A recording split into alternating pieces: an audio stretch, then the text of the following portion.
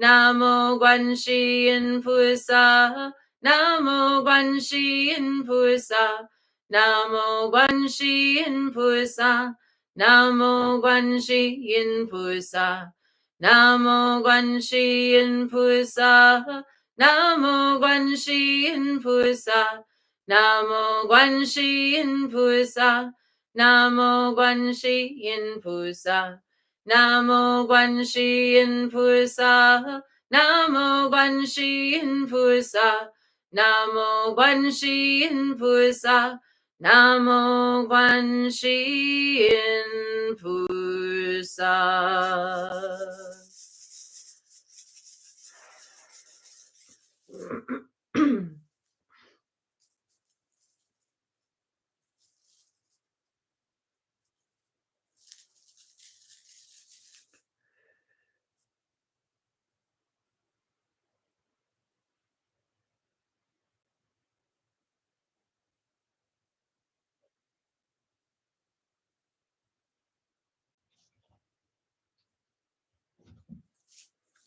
And the prayer for the Mani recital of Calm by Gyaltse Tokme Zangpo.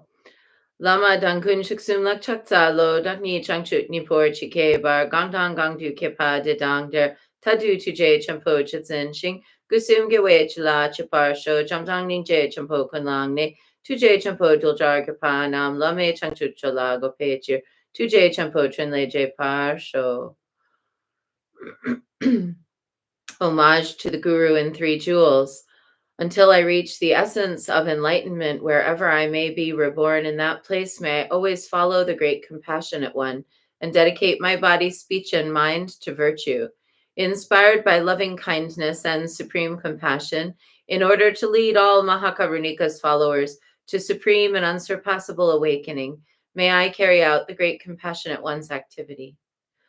Lama Dankun Shuksum Lakchaksa Lo Dakni Changchuk Nimpur Chike Bar Gangdang Gangdu Kipa de Dang Der Tadu Tuje Champo Jedzin Shing Gusum Gewe Chula Chapar Sho Jamdang Ninje Champo Kunlang Ne Tuje Champo Duljar Kirpa Nam Lame Changchuk Chula Gope Chir Tuje Champo Trinle Je Par Sho.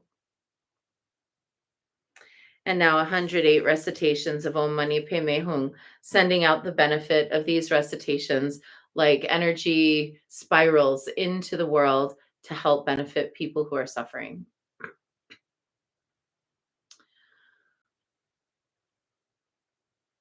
Om Mani Padme Hum, Om Mani Padme Hum, Om Mani Padme Hum, Om Mani Padme Hum. Om Mani Padme Hum, Om Mani Padme Hum, Om Mani Padme Hum, Om Mani Padme Hum, Om Mani Padme Hum, Om Mani Padme Hum, Om Mani Padme Hum, Om Mani Padme Hum, Om Mani Padme Hum, Om Mani Padme Hum. Om Mani Padme Hum, Om Mani Padme Hum, Om Mani Padme Hum, Om Mani Padme Hum, Om Mani Padme Hum, Om Mani Padme Hum, Om Mani Padme Hum, Om Mani Padme Hum, Om Mani Padme Hum, Om Mani Padme Hum. Om Mani Padme Hum, Om Mani Padme Hum, Om Mani Padme Hum, Om Mani Padme Hum, Om Mani Padme Hum, Om Mani Padme Hum, Om Mani Padme Hum, Om Mani Padme Hum. Om Mani Padme Hum, Om Mani Padme Hum, Om Mani Padme Hum, Om Mani Padme Hum, Om Mani Padme Hum, Om Mani Padme Hum, Om Mani Padme Hum, Om Mani Padme Hum. Om Mani Padme Hum, Om Mani Padme Hum,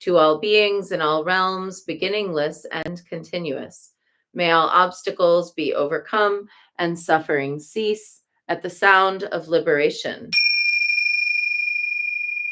May all beings be free from suffering and its causes.